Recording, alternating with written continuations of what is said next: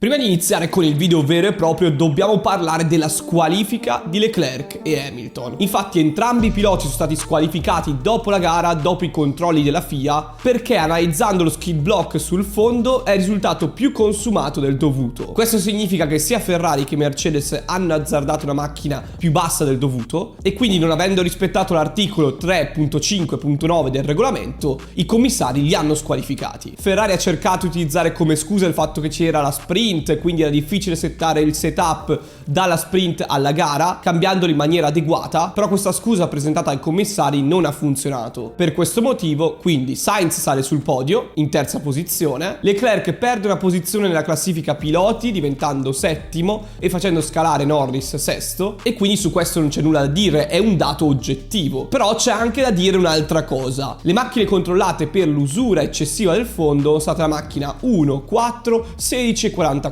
Quindi solamente 4 macchine su 20 sono state controllate per quest'usura del fondo. 2 sono state trovate irregolari. Se vedi che è così palese che Ferrari e Mercedes avevano delle macchine irregolari, sicuramente le avevano anche su Sainz e Russell, non solo su Leclerc e Hamilton. Quindi molto probabilmente anche Sainz e Russell avevano la macchina irregolare, ma siccome non sono stati controllati da FIA, quindi diciamo stati fortunati, non sono stati squalificati. Io sono del parere che o controlli tutti o non controlli nessuno, soprattutto se trovi delle macchine irregolari. Comunque, detto questo, torniamo al video che ho registrato prima che annunciassero della squalifica di Hamilton e Leclerc. Ma ovviamente faccio riferimento ai fatti accaduti in pista, quindi soffermiamoci di più sull'accaduto sportivo, che è la cosa più importante, facciamo delle riflessioni su di esso, che invece sulle squalifiche in sé. Mannaggia, cavolo, quella vittoria sfumata di Lewis pesa tanto in questa stagione. Sì, perché c'è più responsabilità di Mercedes che del pilota stesso. Verstappen ha comunque vinto questo Gran Premio d'America a Austin, ma questa vittoria ha un sapore diverso. Infatti non ha dominato come le scorse gare, ma se l'è sudata un po' di più. E molti potrebbero pensare: cavolo, questo porta bene, vedremo delle gare più combattute da qui a fine stagione. Ma io vi dico calma, perché questa vittoria di Verstappen sudata ha una motivazione, che andremo a vedere poi nel corso del video. Sulla vittoria sfumata di Lewis ha più responsabilità Mercedes che Hamilton stesso, ma dobbiamo parlare anche di Ferrari, che si è mostrata molto in difficoltà in questa gara. Non è riuscita a gestire bene il degrado e lo stress termico della gomma, ma anche il degrado effettivo, che mancava di carico questa SF23, e scegliendo la strategia a una sosta con Charles l'hanno mandato al macello. Gli hanno fatto fare una strategia non adatta per questa tipologia di gara, che aveva già sulla carta un degrado alto. In più la SF23 non ha una buona gestione delle gomme, non puoi neanche pensare di fargli fare una strategia a una sosta. Ma anche lì dobbiamo analizzare tutto con calma. Prima di continuare vi ricordo di lasciare un like, di iscrivervi e attivare le notifiche, così non vi perdete nessun contenuto che pubblico qui sul canale. Vi ringrazio di cuore di tutto il supporto in ogni video a tema automotive e Formula 1. Mi raccomando, attivate le notifiche, a voi non costa nulla, ma per me fa una grandissima differenza. Vi ricordo anche che mi trovate su Instagram come Rastro Drives, e ora iniziamo subito con il video, ma prima sigla.